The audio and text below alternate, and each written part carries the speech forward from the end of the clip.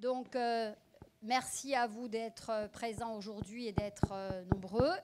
Je vais donc passer la parole pour quelques minutes, le moins possible protocolaire, mais quand même pour recontextualiser l'organisation de ce forum en partenariat, bien entendu, et à l'initiative de l'Académie de Corse.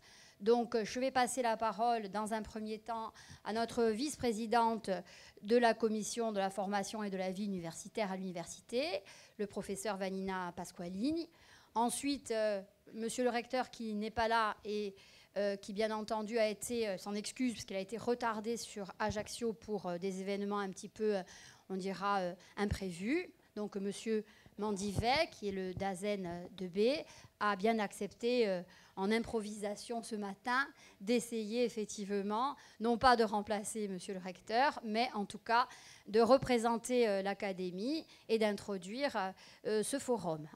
Ensuite, monsieur Copin, qui est la cheville ouvrière de ce forum et que nous remercions pour son travail de partenariat avec l'université, présentera plus précisément l'organisation de ce forum et nous entrerons ensuite dans le cœur du sujet avec Thierry-Antoine Santogne, qui est notre vice-président innovation et numérique à l'Université de Corse et qui va avoir la charge à la fois d'introduire nos conférenciers et aussi d'animer une conférence inversée.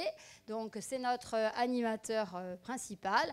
Donc j'espère que tout cela se passera de façon conviviale, avec beaucoup de désir et de motivation effectivement de participer donc à cette définition, à donner du contenu, à donner du sens à ce qu'on appelle innovation. Et je déclare donc ouvert ce forum et je passe la parole à Vanina. Je suis là. Bien. Merci. Alors, Madame la directrice de l'ESP, Monsieur le vice-président en chargé du numérique, messieurs, mesdames et messieurs, c'est au nom du président de l'université qui est absent aujourd'hui en raison d'un déplacement sur Paris que je vous accueille aujourd'hui, donc en ces lieux pour le Forum de l'innovation. En tant qu'enseignant, que ce soit du secondaire du primaire jusqu'au supérieur, on a tous conscience que nous sommes face à une transformation profonde des pratiques pédagogiques et que face à cela, on est obligé forcément d'avoir un accompagnement. Alors ça va être l'objet de ce forum. Peut-être pour donner un petit regard par rapport à l'université. Effectivement, nous à l'université, on s'intéresse beaucoup à tout ce qui est transformation numérique et pédagogique et de manière beaucoup plus large, que ce soit au niveau de l'enseignement en particulier ou que ce soit au niveau de la recherche, notamment dans les sciences de l'éducation. Mais cette transformation pédagogique qui forcément doit être accompagnée nécessite effectivement des conférences, des forums et plus particulièrement un accompagnement qui doit se faire plus quotidiennement. Voilà, donc peut-être simplement, alors je présente les invités ou pas. Donc Thierry va le faire. Bon, mais en tous les cas, c'est vraiment avec un très grand honneur que voilà, je vous accueille aujourd'hui au sein de l'Université de Corse et je vous souhaite à tous une très belle journée. Merci Vanina. Monsieur Mandivet. Je vous remercie. Je suis très heureux effectivement de représenter le recteur ce matin qui donc a été retenu sur la route pour ouvrir effectivement ce forum. La question de l'innovation est extrêmement importante et puis elle est un tournant qualitatif puisqu'on parle d'innovation aujourd'hui beaucoup plus en termes systémiques et de réseau et c'est une bonne chose que de voir que les projets se développent dans ce sens. Vous dire aussi que on est dans un moment tout particulier dans l'histoire de l'académie puisque nous venons de lancer le nouveau projet académique. Vous en voyez effectivement justement le logo derrière, enfin les thématiques principales, une école plus proche de son territoire, une école bilingue, plurilingue, citoyenne, une école valorisante et inclusive et une école au service de l'élève et de son projet. Et évidemment, tout ce qui touche à la réflexion sur la pédagogie, l'innovation éducative, aujourd'hui, en ce moment particulier, nous touche particulièrement à cœur. Donc je vous souhaite d'excellents travaux, d'excellentes réflexions. Merci. Merci Monsieur Mandivet. Avant de passer la parole à Monsieur Copin, je la reprends, mais en tant que directrice de l'ESP de Corse, hein, bien entendu, pour resituer aussi un petit peu dans le cadre partenarial qui nous lie comment est née cette idée de forum. Évidemment, c'est pour la 3e fois, je crois, que le forum a lieu ici à l'université. Alors cette année, nous avons essayé de mailler davantage, on va dire, le monde premier degré, second degré et université. Je dis le monde à bon escient parce qu'à un moment donné, même si les ESP sont normalement à un moment donné le lien entre le premier degré, le second degré et l'universitaire, néanmoins, il y a une culture commune à construire. Nos préoccupations sont les mêmes, hein, puisque la question d'avoir des connaissances et de les transférer, comment les transfère et comment à un moment donné pour les jeunes ça a un sens évidemment et comment on les associe à ces procédés de transposition didactique, évidemment depuis la maternelle jusqu'à l'université c'est la même question. Pour autant, néanmoins, je crois qu'on peut le dire parce qu'on l'a vu dernièrement à l'occasion d'un travail sur l'approche programme à l'initiative de nos 2 VP, parler de pédagogie à l'université, c'est pas si simple que ça, hein. Nous, je crois que normalement, on infuse dans la recherche et donc on n'a pas besoin de formation continue. Les choses se déroulent normalement et puis on enseigne dans un amphi, dans un atelier, dans un TP, dans un TD. On est né avec ça et on se forme tout au long de la vie par la connaissance. Je crois qu'aujourd'hui, les difficultés qui sont les nôtres font qu'on se pose un certain nombre de questions. Je crois que la relation, non seulement entre les étudiants et les enseignants, est en train de changer, mais aussi la relation au savoir, parce que la relation pédagogique, ce n'est pas seulement la relation entre les acteurs, c'est aussi la relation au savoir. C'est aussi, du coup, une certaine grille des savoirs qui peut être revue, hein. Et parler de pédagogie à l'université, ça bouleverse toujours un peu la doxa habituelle, hein, très clairement. Donc, ça fait sûrement moins sérieux que de parler de recherche aussi. Il y a néanmoins une hiérarchisation qui s'est installée aussi un petit peu dans la façon de fonctionner qu'on doit remettre aujourd'hui en question. Et véritablement, je crois que lorsqu'on parle d'innovation, que l'on a besoin à la fois de dire pourquoi on innove, hein, parce que bien sûr, il y a des contraintes hein, qui sont les nôtres. On a souvent des motivations un peu, je dirais, contraignantes. On a des problèmes à résoudre, des questions d'échec, des questions de gestion des groupes. On a la tyrannie des débouchés à l'issue de l'université qui nous dit, bon alors, comment vous formez vos étudiants ? Donc, bien sûr, il y a cet aspect-là hein, qui fait partie de notre métier. Et puis, il y a une motivation aussi qui est plus intrinsèque, qui est plus personnelle et qui fait qu'à un moment donné, on a envie de faire des choses parce qu'on a envie de répondre aux attentes de nos étudiants, parce que nous aussi, on a envie de changer un peu certaines fois. Alors, l'innovation, c'est pas juste, à mon sens, l'idée du changement, même si c'est vrai qu'il y a quelque chose de cette dynamique-là, mais c'est aussi comment le processus est expérimenté et comment ensuite il peut être transféré. Moi, je suis chercheur en anthropologie, en sciences humaines et sociales. Nous, on ne fabrique pas de brevets, on ne vend pas de brevets, il n'y a pas vraiment de marché. Voilà. En revanche, il y a un intérêt à ce qu'il y ait un usage social ensuite des concepts qu'on a développés, des méthodes qu'on a développées. Et en ça, à un moment donné, les SHS ont un véritable sens à donner aussi au transfert. Donc, je crois que pour nous, c'est important. Et à travers la pédagogie, le transfert en matière de savoir scolarisé, ça se pose. Parce que des questions de patrimoine, des questions de développement durable, des questions de langue et culture corse, eh bien, on sait ce que c'est, mais comment ça se transmet, comment ça se transfère, comment ça se transpose didactiquement, ça, il faut le réfléchir tous ensemble. Et je pense que l'innovation concerne aussi bien, évidemment, le monde du premier ou du second degré que l'enseignement supérieur. Donc, aujourd'hui, je suis ravie, et y compris à l'issue des travaux que nous avons menés pendant les ateliers d'approche programme, que cette question-là de la pédagogie soit remise effectivement à l'ordre du jour, d'autant que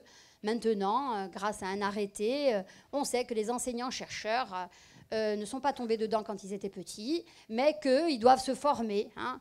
Et nous, grâce à Thierry-Antoine Santogne, nous avions monté déjà depuis 3 ans, au moment de l'ouverture de l'ESP, un diplôme universitaire, former les acteurs de l'Universida, qui consistait à accueillir les nouveaux maîtres de conf qui arrivent à l'université, les doctorants qui sont en situation d'enseigner, de leur permettre, dans leur temps de service, un temps de formation pour dire, voilà, quel est le contexte dans lequel nous allons enseigner et et comment aussi nous allons pouvoir mettre en œuvre des démarches innovantes.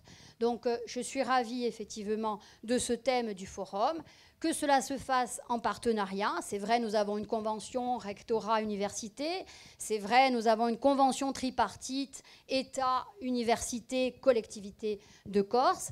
Néanmoins, il faut donner corps à tout ça. Et je pense que c'est sur le terrain, en faisant des choses, en risquant aussi des choses, voilà, d'où cette conférence inversée, en risquant aussi des choses qu'à un moment donné, on va pouvoir appliquer, puisqu'il s'agit non seulement de réfléchir, d'essayer de trouver des techniques, des méthodes, mais avec les acteurs de terrain que nous sommes tous, on va essayer ensuite, évidemment, que ces méthodes-là soient validées par l'apport de la recherche. Je crois que la recherche, elle est là pour accompagner aussi ce protocole. Et ensuite, bien entendu, essayer de faire en sorte que, selon les contextes, avec évidemment un facteur d'adaptation, on puisse réellement mettre des choses en œuvre. Et l'esprit d'équipe, je crois, est aussi ce qui anime en général les équipes qui travaillent sur de l'innovation.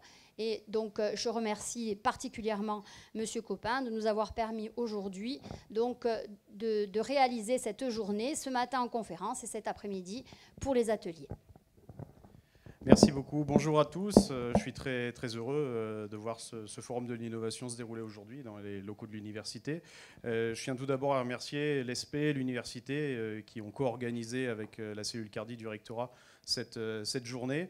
Remercier également les conférenciers, Mme Sturbo, M. Tadei, M. Keradec, qui nous ont fait l'honneur et le plaisir de venir pour cette conférence inversée ce matin.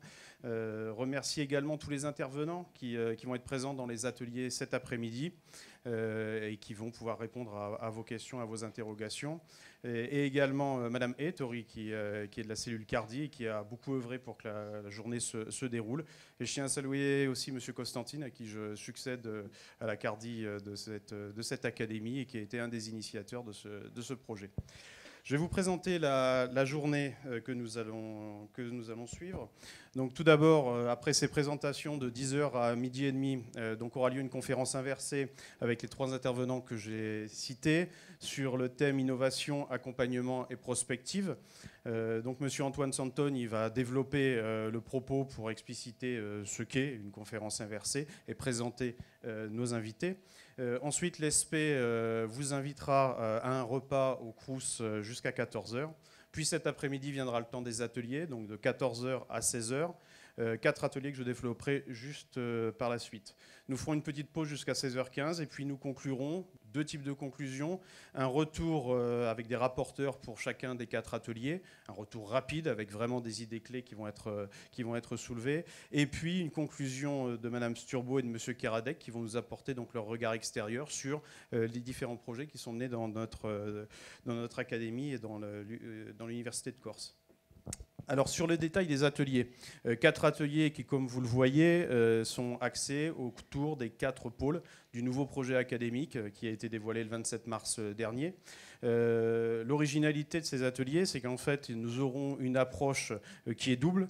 Donc, une présentation qui sera une présentation d'actions de terrain menées au sein de l'Éducation nationale et de l'Académie de Corse, et une autre présentation d'actions menées par l'université et l'ESP de Corse. Donc nous allons faire un parallèle, et cette approche va nous permettre d'avoir une réflexion sur les pistes à suivre pour pouvoir lier ce type d'action ensemble. Donc on se place vraiment dans une perspective plutôt que dans un bilan. Donc tout d'abord, le premier atelier numérique éducatif et développement, donc du CP jusqu'en 6e, développer des compétences essentielles avec la robotique, donc animé par Mme Ettor et M. Belouguet. Seconde présentation, le Fab Lab de l'université, sa place dans l'écosystème éducatif, présenté par Mme Bernard Léoni. Deuxième atelier sciences-environnement, donc une présentation d'un établissement démarche globale de développement durable, c'est le collège de Moltifao, qui sera représenté par Mme Guidoni et M. Perrault. Ensuite, innovation pédagogique dans les filières de santé, présentée par Mme Falk. Un troisième atelier vie scolaire égalité des chances, donc l'éducation aux médias et à l'information, un outil au service du parcours citoyen de l'élève, présenté par Mme Pierronne du Clémy. La cellule handicap de l'université, pédagogie et innovation technologique pour l'inclusion, présentée par Mme Sédoc. Et enfin, l'atelier langues et cultures, donc les centres d'immersion linguistique, présentés par Mesdames Damiani, Fordielise, Graziani et M. Giacomoni. Et enfin, l'UMS Tellamar, une stratégie de diffusion en langue corse pour le public des scolaires, présentée par M. Nicolai. Donc vous voyez une très grande variété au niveau des présentations. Malheureusement, vous ne pouvez pas assister aux 4 ateliers pour une question d'horaire. Vous vous êtes inscrit pour 2 ateliers sur les 4. C'est pour ça que lorsqu'il y aura le retour, n'hésitez pas à poser des questions pour vous informer sur les 2 ateliers auxquels vous n'avez pas pu participer. Voilà, donc j'espère que cette journée sera très riche, en tout cas je le pense. Elle sera riche aussi avec toutes les questions et toutes les interactions que vous ferez naître avec les intervenants. Je vous souhaite une excellente journée et je laisse la parole à M. Antoine Santoni. Merci.